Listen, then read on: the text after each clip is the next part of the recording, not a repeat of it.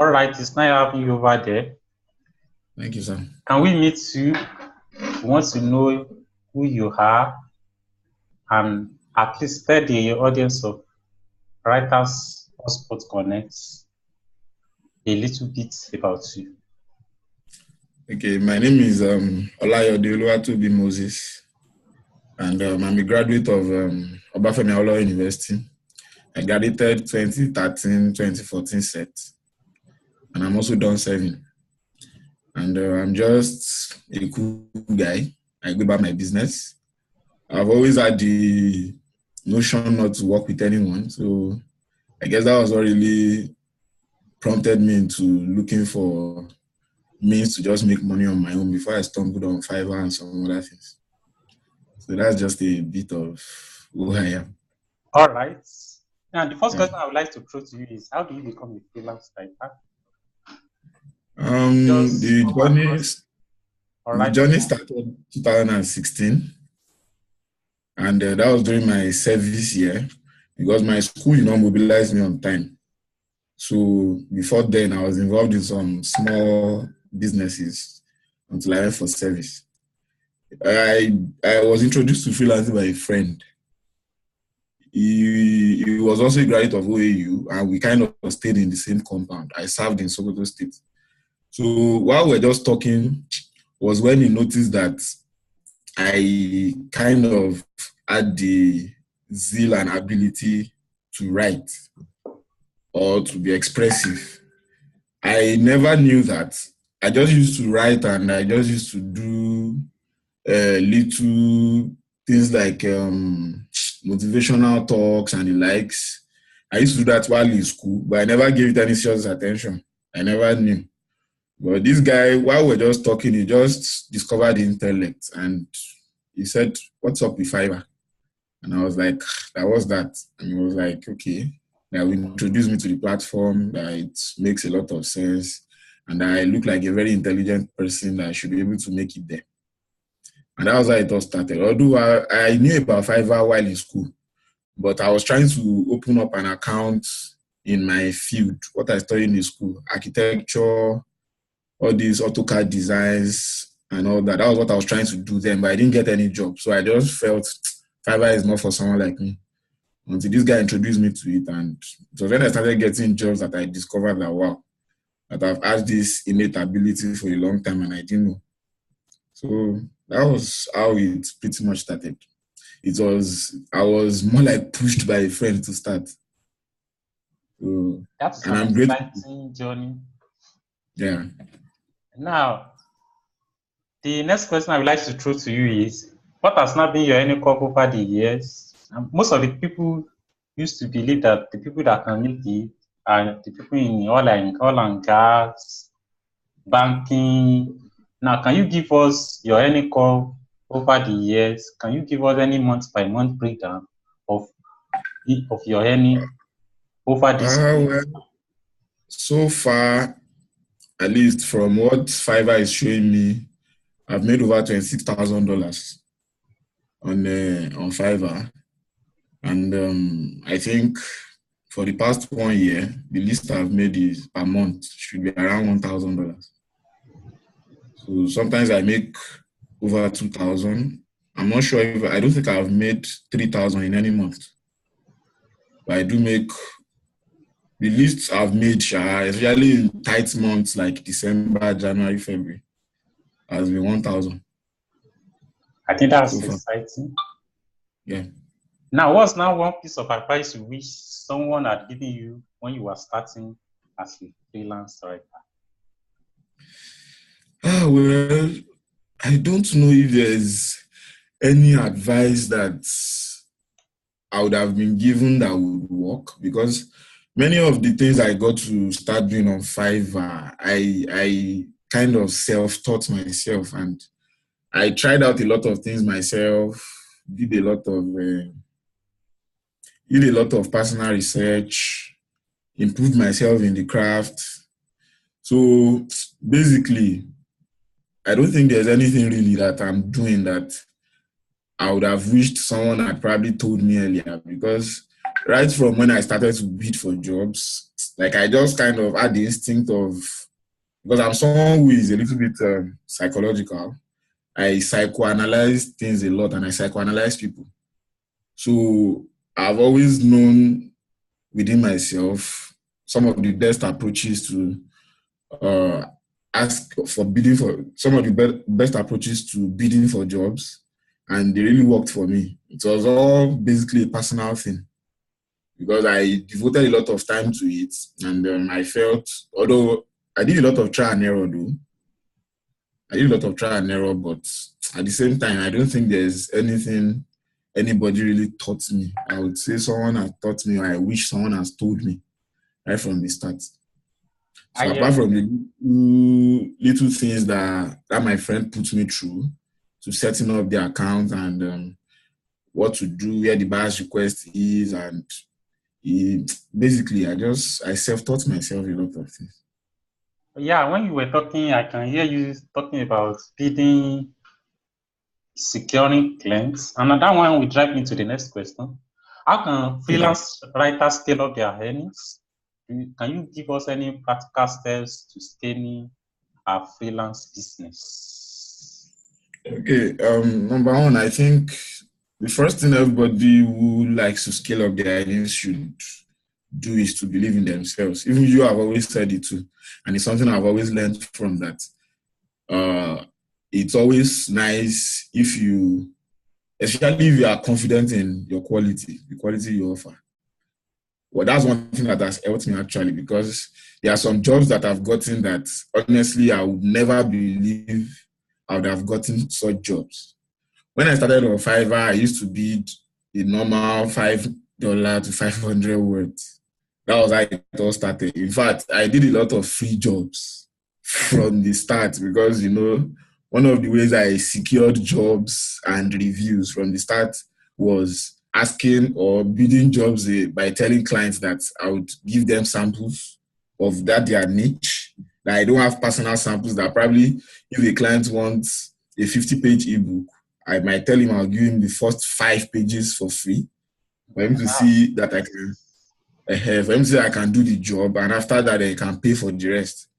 So I secured a lot of clients that way from the start. So, but as time went on, and I made well over maybe 60 or 70 reviews in, I think, 3 months. I started to increase how much I quote to clients. Although many of them were just risks because I used to feel okay that probably the price was just fixed $5 to 500 words, but in the long run I just thought to myself that if I'm going to go far, then I need to just think beyond my horizon, my present horizon. Like I need to just expand my tentacles. Fine, even till now there are still jobs I still do for $5 to 500 words. But right from whenever a client messages me, sometimes there's a way I do psychoanalyze their responses to know if they are clients that can pay well or not. And at least I can say 50 to 60% of the time, I'm usually right my analysis. So there are some clients I'll bid very high, I will quote very high for, and they will still bite. At least there is a job I've done a job of 20,000 words for $2,000 before. Like, That's impressive. for you, I was so shocked when and this was a client that I initially did a work of, I did a work of 11,000 words for just $300 for him. But the second time he came back, I don't know, I already analyzed him and I felt, okay, this guy should have more money. So I just told him, okay, that he did not tip me for the last job, even though it was cool. That I'm not trying to pressurize him or anything. That I just felt I deserved a tip, and I'll look forward to working with him. He was even apologizing, and after the whole thing, after apologizing, he said he's going to give me 5 reviews. I should send him $20 each in different orders to give me 5 reviews. After that, he now asked me how much I would charge for the next book he wanted to write. We did not specify the number of words. So just looking at the whole context of what he needed done, I just billed him. I billed him $1,500. He agreed to that, and after the job, he gave me $500 tip. That's impressive. Now, you not talk when you were talking. I noticed something you mentioned. How do you psychoanalyze client's response? Well, a client that would not pay much would most likely tell you his budget right from time. Like right from when they message you, they'll tell you their budget straight up.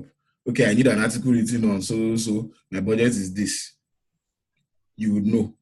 Like sometimes I don't even bother to even reply such clients, especially if their budget does not even go down well with me. But a client who is more interested in their project and how you can do it, and is probably asking you to let them know what you can do with their project. Most likely those clients would be willing to go far and wide to pay you well for the job. That's what I've noticed. So even I myself, I always try to ensure that price is the last thing we talk about.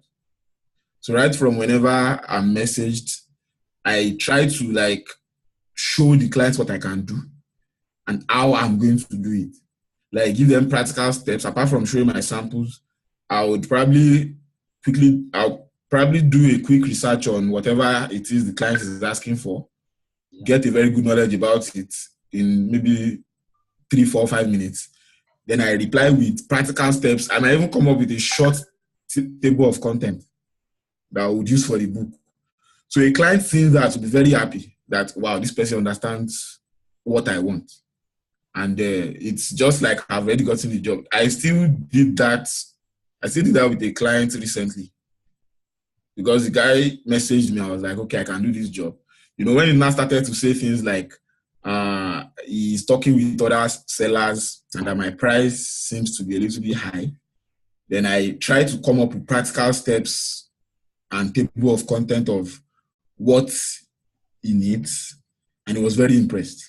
Very, very impressed. I was like, wow, that it seems it's true that quality is costly, that he won't mind as long as he's going to get a quality job. So that's what I mean by psychoanalysis. The way clients approach you with their project most times go a long way in determining how much they are willing to pay. Fine, sometimes it's always good not to bite more than you can chew. There are some clients you just do the job for doing sake, especially if you probably need reviews or probably you just need them to be return clients. But then it's always good to also know when to seize opportunities when they come. And I guess that's one of the things that has been helping me a lot. All right. Now, when you were talking about how we can scale up freelance earnings, you mentioned believing in ourselves, knowing what to charge, analyzing clients. Do you have any other tips before we move to the next question? Well, those are the basic. Yeah, communication too. Communication too is important. Communication is important, like the way you present yourself. I think I was mentioning when I was typing my speech on the group, I was mentioning that you need to be able to show the clients that you are not default of all the qualities he needs in his book. So if you can't show that, yes, I'm not default. I can remember there was a time when I initially started. Initially, I was not really good at writing fiction, even till now. Although I'm better now, but I try to run away from writing fiction. But initially when I started, the first fiction I wrote, even I reading that fiction, then I felt, wow, that I didn't know I could even write fiction this way. But when I presented that fiction to another client, I got a 5-star for that fiction actually. But when I presented that fiction to another client as sample, just in 2 pages sample, the guy brought out almost 50 errors. And he told me that I'm just a joke of a writer, that I should probably go and look for something else to do. So yeah, it was a damaging response, but okay, I just calmed down. I was like, okay, that instead of probably getting vexed or something, I asked the client, I said, okay, that I accept that I made mistakes with that, but can he specify the exact places and things that I made mistakes? That was when he told me my sentence construct, my punctuation, my diction. I was not just coordinated with the whole thing. He brought out a very he brought out a very stupid mistake that I made. Yeah, I was instead of SIT for seat, I used SEAT. You get that kind of, which I never even noticed. So that experience taught me something that okay, whatever it is I'm writing or I'm doing, even my responses to client, I always make sure I read and read them all over again. Nobody is beyond mistakes. So even when I'm trying to respond to clients, I make sure I read that response over again to be sure that there are no mistakes. So as a writer, of course, why should I be making grammatical mistakes with my responses? So it helps me to become better in that light. That okay, communication is very important, and whatever you put out there is very also important. All right, that will take us to the next question. What has been the most effective method you've used to find new clients?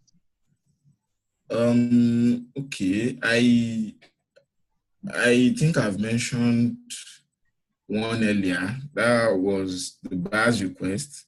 To be honest, I've already become so weary of going to the buyer's request these days because for almost over a year now, I've not even gone to the buyer's request until recently, until maybe this February when I discovered that there are no jobs, because usually for over a year I've been very used to having nothing less than 10 orders in my queue. So clients contact me, especially when I was on the first page, but I don't know what really happened these days that I'm not getting, I guess it's everywhere, Shad. I'm not getting clients as before, but my basic effective method when I started was going to the buyer's request. Okay, first I determined the times when the buyer's request drops. I don't know if it still works now. I'm just trying to, especially because of my more busy schedule now, I'm finding it difficult to settle down with studying the time when buyer's request drop. But as at 2016 stroke 2017, early 2017, I kind of knew when buyer's request drop. Then it was very early in the morning, around 7 or 8, and around evening between 6 and 8. Then, that was then. I don't know if that's what still applies now. So knowing that, and one of the ways I used to get clients was whenever a buyer request drops, which means the person that requested was probably waiting to get the request at that time. So most likely some of the first requests are the ones they are going to give preference to. So I try to make sure I bid as early as possible to as many requests as I can. And there's one thing, I don't bid for jobs that I can't. Once I see a job and I see that it will be difficult, I can't do it, I don't. So there's no point trying to get a job that at the end of the day I'll be having problems with. So I guess that was one of my effective methods. And in my buyer's request, one of the ways I usually try to convert clients was probably like I mentioned earlier, probably telling them that I was going to give them a free sample in the niche or the exact topic they want, or I'll try to tell them to contact me for samples as when I started having samples. So, but also basically I usually also give them workable plans, more like workable plans of how I can do that job. Instead of, I think one thing I noticed was when I started, I put out a buyer's request. That was one way in which I learned how to bid for jobs. I put out a buyer's request, just a dummy buyer's request, and I tried to make people, I wanted to make people bid for that dummy job. So doing that, I got requests from many sellers, and I discovered something about their requests, that many of them are generic in their request, and probably I was personally not impressed. It's just like, okay, I am this, I'm a certified and professional writer, blah, blah, blah, and all that. And I will be glad to help you with your work, blah, blah, please contact me. Like, that's too generic. You are not bringing anything to the table. You are not telling me why I should hire you. You are just telling me what I've already probably seen in your profile, that you're a professional. Fine, I can see that. But this particular job I'm trying to offer you, what are you bringing to the table? What can you offer me with it? I think that's what most clients want to see. So then I saw few buyers requests that actually caught my attention that I was very impressed with. Like with the topic I put out and everything, some of them even came up with few points that they could talk about in the book that would interest readers, that kind of thing. So that was where I really learned, wow, that it seems this is one of the best. Because if I were the buyer in that situation, then I would have hired any of those guys. It really gave me those practical steps that they would take to actually do the job. So something like that, Sha. Those were some of the methods I used then that worked. But now Okay, I'm that's getting late with buyer's request. that's impressive way of Yes, sir. using buyer request.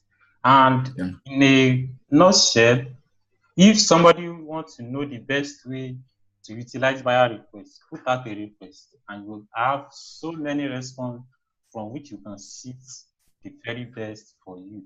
Now, my next question is, how have you been coping as a Nigerian seller? You know, there is still this stigma with Nigeria Yeah. flag.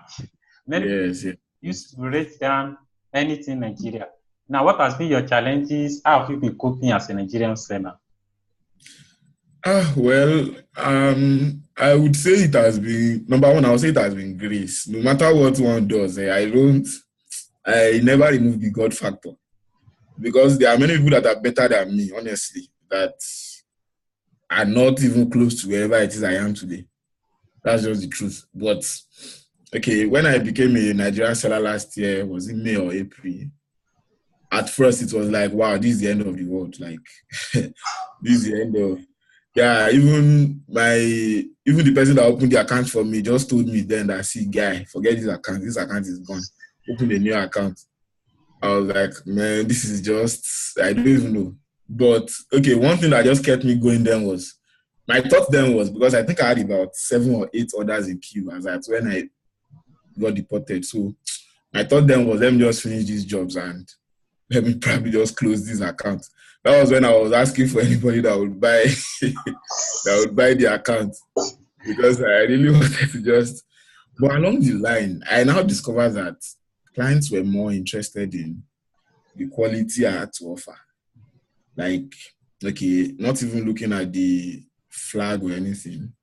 Clients were more interested in, okay, what do you have to offer? Okay, there was a time when I tried to bring out a client from Fiverr, and because the client was to be a very good one, like he would have, I knew he was going to give me good money, so I didn't want Fiverr to take my 20% on that money.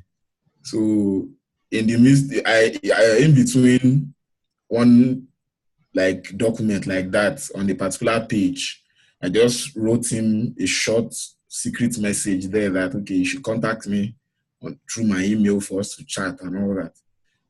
It was my business email I gave him actually that tallied with what I had on Fiverr. So it was just like I'm still keeping up the old Fiverr image. But I just wanted him to pay me personally so that Fiverr will not take the 20%. So we started contacting each other, but mistakenly one day, that's on through the email. Mistakenly one day, I messaged him with my real email that beared my name and everything. So the next response I just got was, who is Olayode Tobi? I was like, shit. That this is so at that point I just came out clean, sent him my picture and all that, and I explained to him why okay I had to like cover up my identity to an extent and all that. And to my surprise, this guy replied me and I was like, that's fine, bro. You don't need to lie to me. Just send me your WhatsApp number. Let's chat on WhatsApp. And up till today, we chat on WhatsApp. He was even still telling me he would be coming to Ghana this year, that I'll come and meet him, that I must come and meet him. Like we are good friends now on WhatsApp.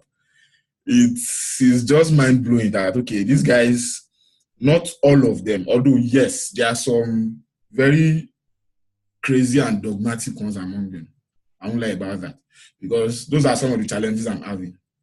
that, okay, some clients will message you and immediately they see the flag, they won't even respond again to your message. Some would even, in their bias request, tell you it's only US citizens or native speakers, in quotes, that they want, that kind of thing. And once they see that your flag doesn't bear that of a native speaker, they don't even want to have anything to do with you.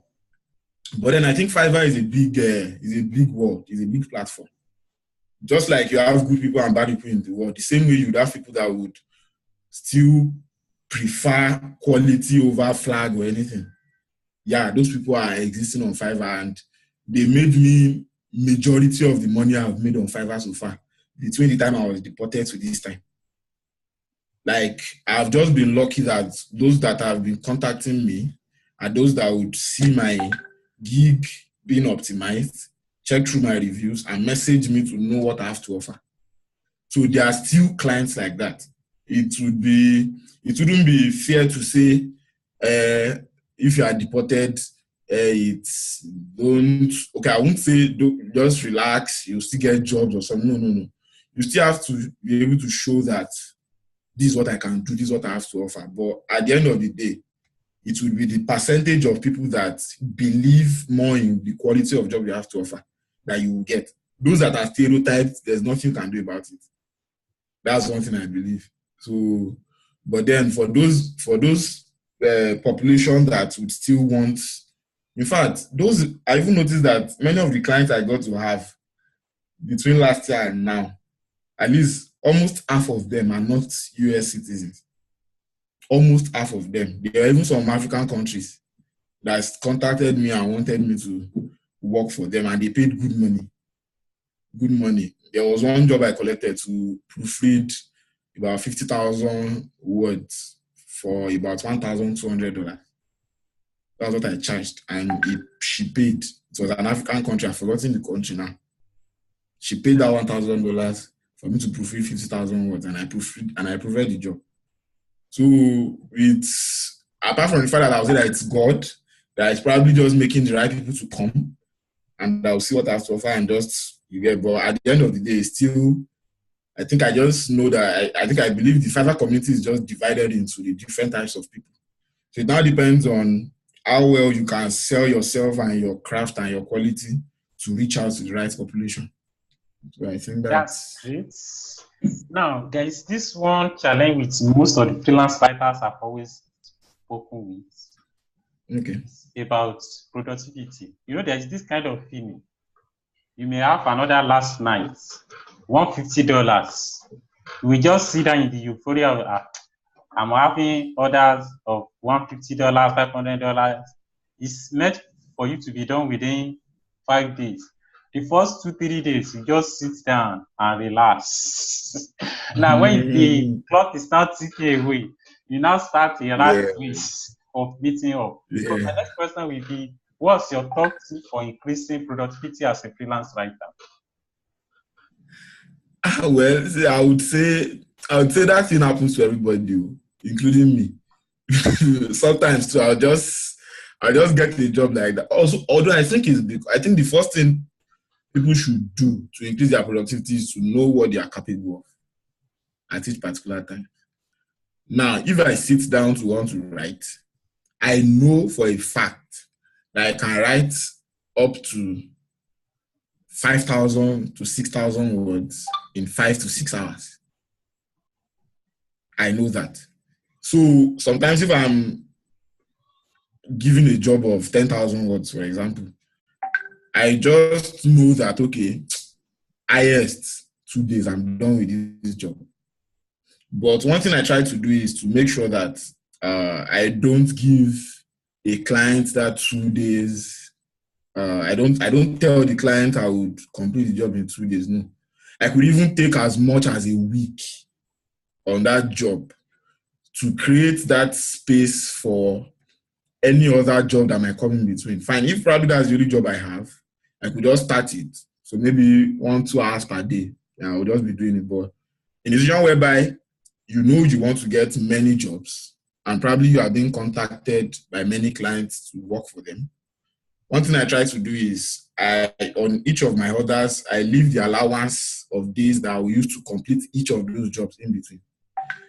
What I'm trying to say is, for example, if I'm about to get 5 orders and the highest one among them or the most number of words among them will take me maybe 4 days straight, because except you have to deceive yourself, there is a limited amount of time that one can work successfully per day.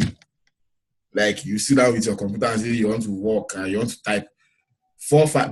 By the time I'm spending 4-5 hours with my PC trying to type, I'm tired. And the truth is, once I stand up, I don't think I can get back that day. So knowing that, you have to first know your limit and what you can do. So knowing that, it will be easier because you just spread it.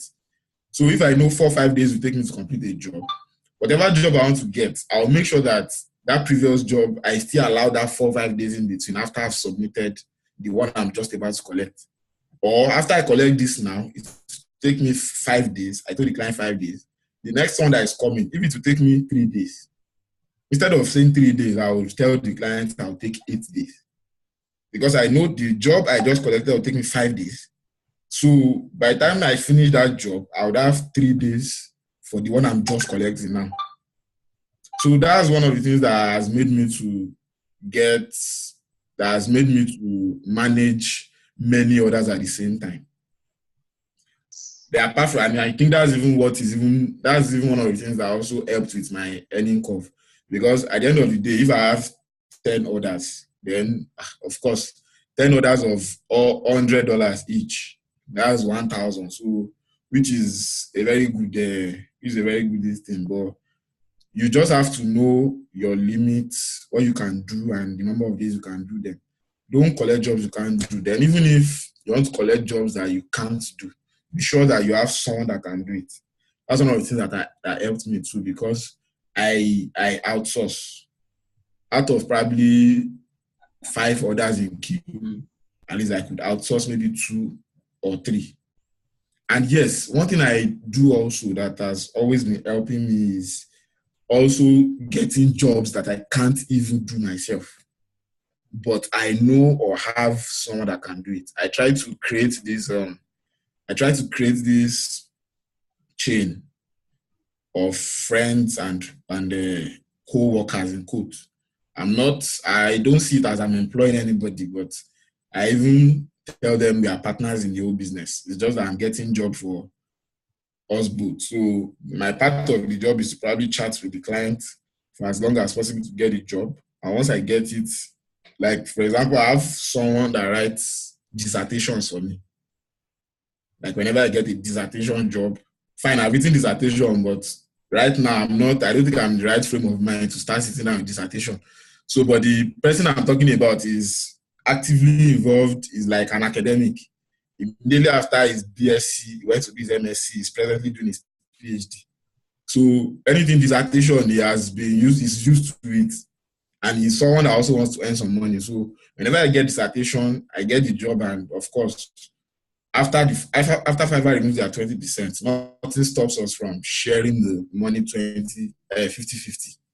Because, and that's like extra money. You can imagine how much I'll be getting from the dissertation. If I charge $2,000, for example, for a dissertation, after Fiverr removes their 20%, that's 1.6. Without doing anything on the job, that's $800 for me. Like without even typing any word at all. So why won't I do that? And for the person writing it too, it's a very big money for him. So we are both happy. So it's just to think of the best ways to just increase your productivity. Just thinking out of the box is just something. From our discuss so far, to increase productivity as a freelance writer, we need to know our personality, understand yourself, and don't try to do everything. Exactly. Try and give out the one that you cannot do. And he also mentioned something that when you even get job, you may have people that can get it done.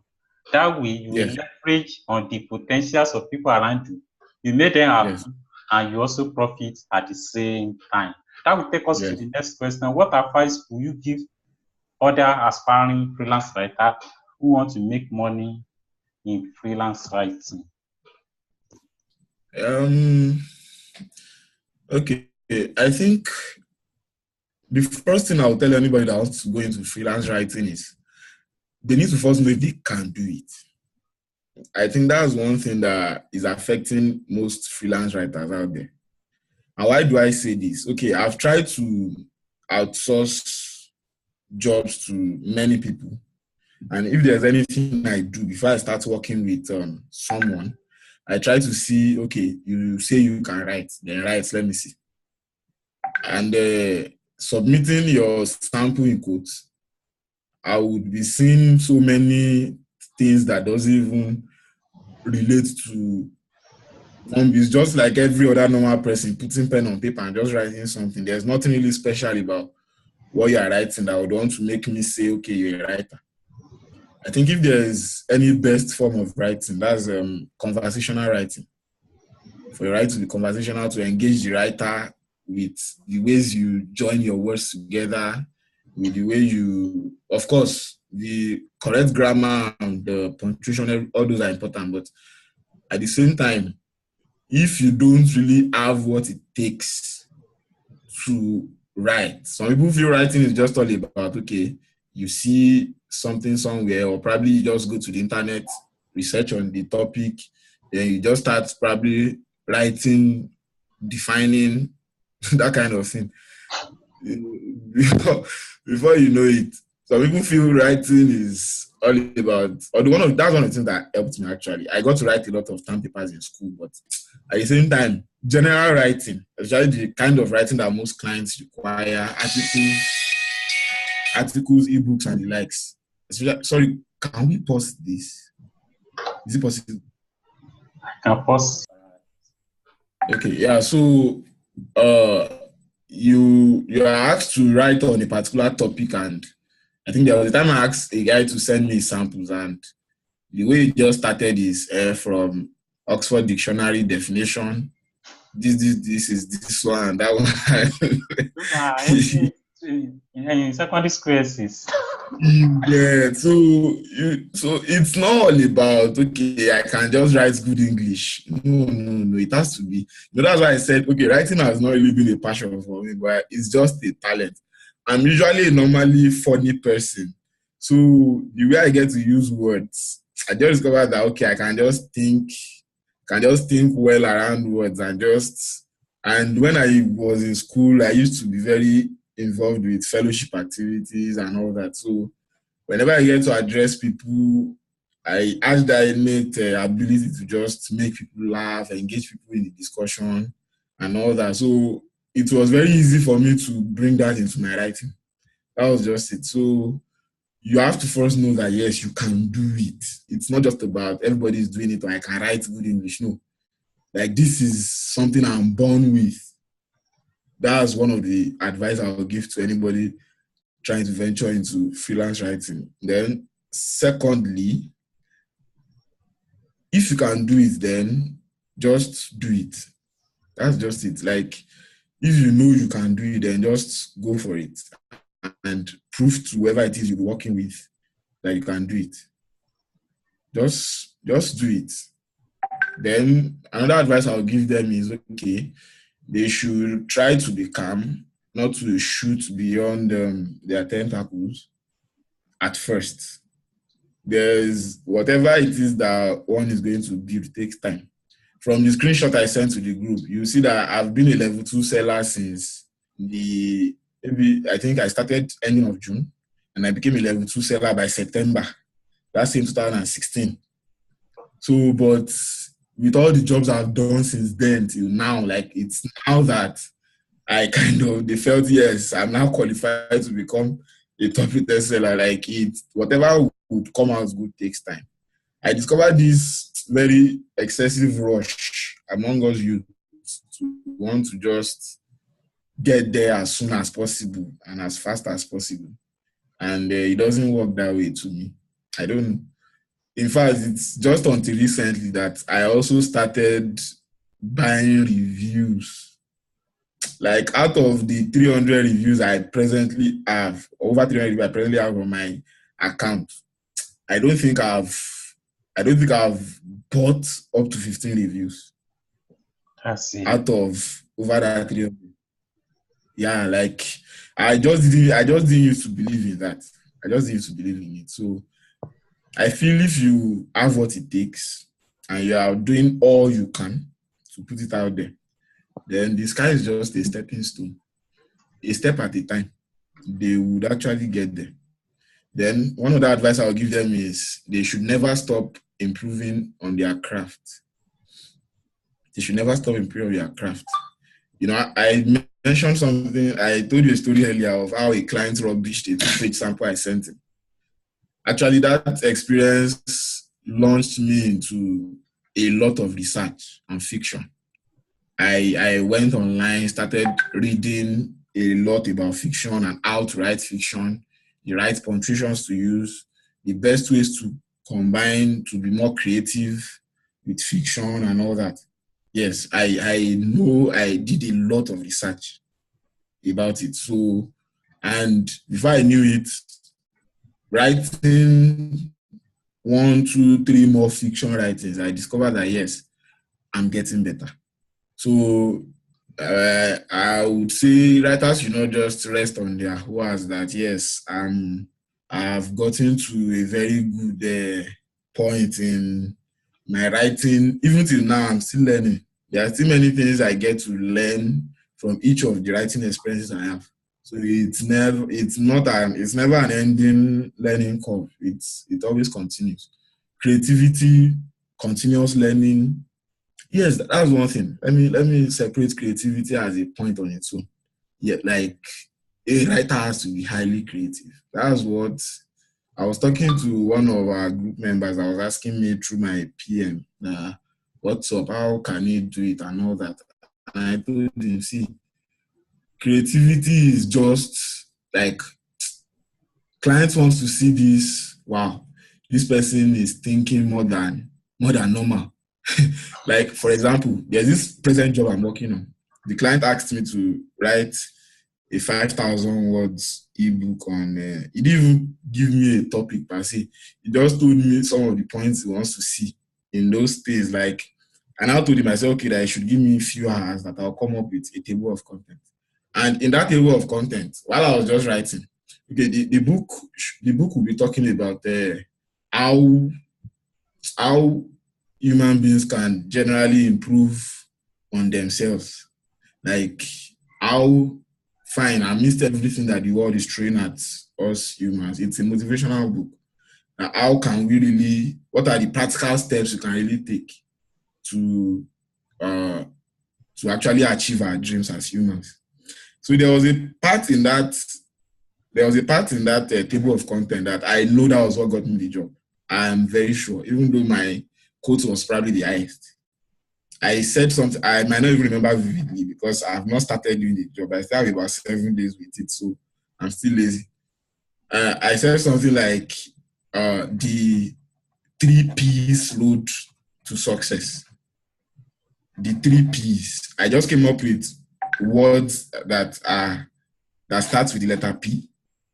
3 of them that I now made those 3 P's roads, like the 3P road, the 3P's road to success.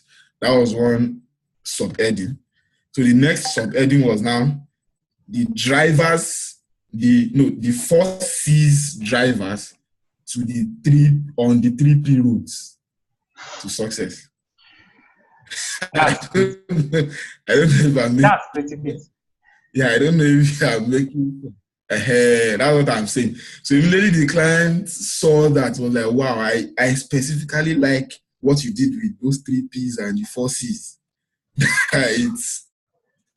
It's really cool. Yes, you have the job. Let's do this. You get here. So whoever it is you are trying to secure a job from, and it will just pave way without stress. That's one thing I believe writers going into the freelance world should just take note of.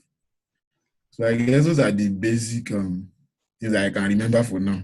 So All right, thanks so much. I know it's getting longer than I even anticipated earlier.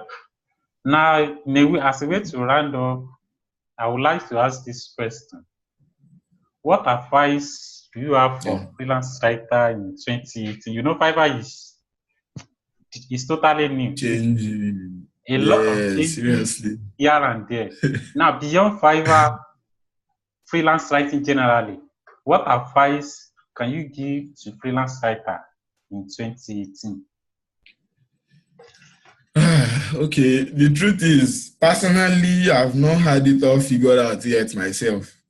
It's just like the whole Fiverr world has evolved, and okay, everybody's just trying to find his footing. That okay, what's really going on now, and what really bring you mentioned earlier should work. But then I would advise whoever is coming in now should come in with a brand new mindset. Because yeah, the people that will be bringing you into Fiverr might be people that have been there for a very long time. And in fact, there are many people probably people like me, that even just my reviews alone will pave way. Do you understand what I'm saying? Like the fact that I've had a lot of reviews, I don't even need to say much. The fact that they can just see that I've had a lot of reviews and I'm probably a top rated seller now. So it's just naturally pave way without having to do much. But I think anybody coming in new now should create a new mindset of okay, yes, there's this thing I quickly remembered now. You see, one thing I discovered about most people trying to come into Fiverr is that they just want another means of income. Fiverr makes sense. Fiverr is making sense. I think that's where we need to be. I don't know if you understand what I'm trying to say, And get but people are more interested in the money they would probably be getting. I know someone, this person is very brilliant, very, very brilliant. When I'm talking about brilliance, you can imagine being the best graduate student of one of the best schools in Nigeria. Like during his set, and this is someone that by the time he was introduced to Fiverr,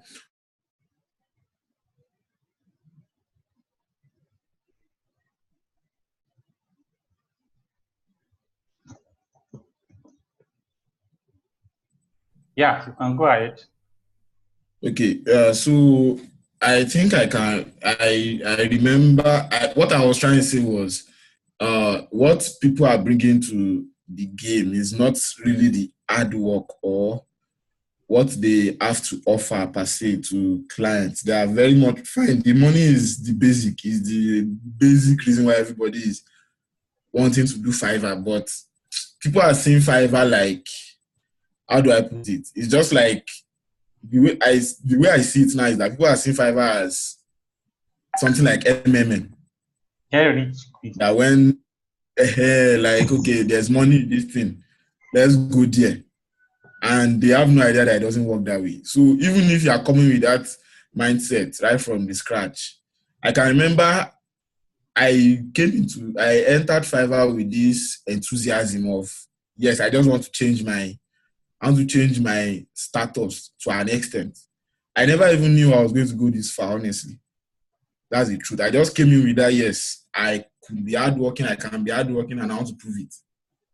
So whatever I earned from it, the first job I got was, I think, $30. In fact, in the first month, I don't think I made up to $500 in the first month, maybe $300 or so. And in the first month alone, I had about 20 reviews from all the $10, $5 jobs I was getting, $20. So it wasn't really about the money at first. The first withdrawal I made after about 3 months into Fiverr. In fact, when the money hit my account, I was like, wow, so I can even see this kind of money. And how much was it? 179,000 naira. Just 179,000 then. And they even blocked my account and told me to come with Maybe it was a student account. Yeah, it was a student account. So you can imagine the joy I had that, look at me, I made 179,000 in just 3 months, of which it should have been more than that. That's a story for another day, because the guy that introduced me to the whole business, he tried to swindle me for almost 5 months then. So he was giving me like half of what I was supposed to That's get interesting. normally as at the rate then. So, but even at that, even though I didn't know, but that 179,000 was so much that I felt like, that means this thing is making a lot of sense. So I was contented with it. I wasn't looking at it like, okay, this thing will just make me some too much money like that. No, no, no. No, I wasn't. But I was just so persistent and consistent in my craft, and I was just doing all I could do. It wasn't really about the money. So I think that's one of the things affecting most people coming in now. They're just coming in with this mindset of, we want 5 hours. Let's just go and get the money, grab the money, something like that. So I think once that mindset is changed and everybody can come in with this and coming to work mentality, then I think things should be very much better for all the new sellers. Then let them be calm to know what applies in the system before they go too far with doing things. Many people, I would even advise those old sellers that are bringing new sellers in. Because many of them now, their advice is just so stereotyped to, good or reviews. You have to buy reviews. If you don't buy reviews, you can't go anywhere. So that mentality is already there that if you don't get a job at all like this, the next thing is review. I can remember last year, I didn't, as things are tough now, the same way things were tough last year around this time, and I just didn't see myself buying reviews. Instead, I was going to the buyer's request, try to exhaust my 10 offers on projects that are probable. And if I'm lucky, out of the 10, at least I received one response each day. Then within 1 to 3 days, I get to convert one client. It's basic to me, but these days it's just like, okay, there's just this shortcut that everybody has to go through and all that. So let them just come in with the hard work mentality. Let them be focused. Then if they have, I think one other thing I would like to say is that if they have too many other engagements, I think it's just best to you lay Fiverr to rest, or you just, I don't know, but Fiverr is just I discovered that Fiverr, to make it in Fiverr, you really need to commit a lot of time.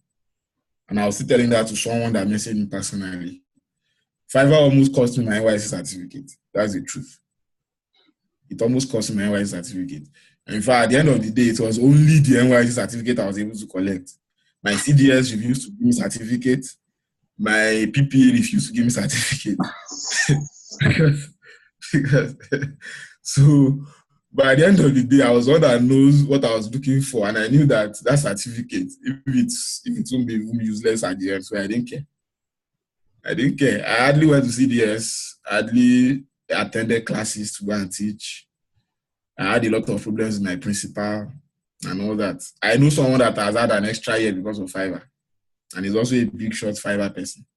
So it's something that will take a lot of your time. So if you know you are not in the right frame of mind, or if you are not in the right situation yet to launch it, then don't. To me, personally, don't.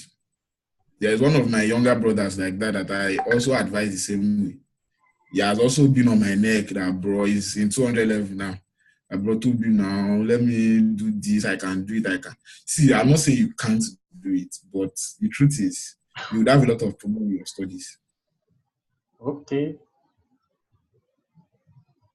Yeah, so when I analyzed the whole thing to him, I was talking about my younger brother. When I analyzed the whole thing to him, he also understood that, yes, for now, I said, see, don't close that account. I'm not saying close the account, but try as much as possible not to get too much jobs that will just take you away from your studies. Because, and the truth is, because if you decide to focus on Fiverr, you will, I just told him, your academics will suffer. He didn't listen to me for about a session, for about a semester. He went all alone, and by the time he also saw the F and E's that he had, he understood that, yes, truly, I was actually making sense. So I All right. guess that. I want us to recap before you give your parting words. So far, some of the tips we have discussed to scale up our freelance business is: 1, believe in yourself. 2, Yes. communication. And beyond that, everyone must know that becoming a writer comes with talent, interest, and practice. And the truth of it all is that becoming a writer isn't a wish. You are either a writer or you are not. There is no in between. And with that one, I want us to hear from him. Do you have any final words? It went off again, I guess. If I don't know what happened, I lost everything. And I was trying to actually round up on my end so that I will finish it. Okay.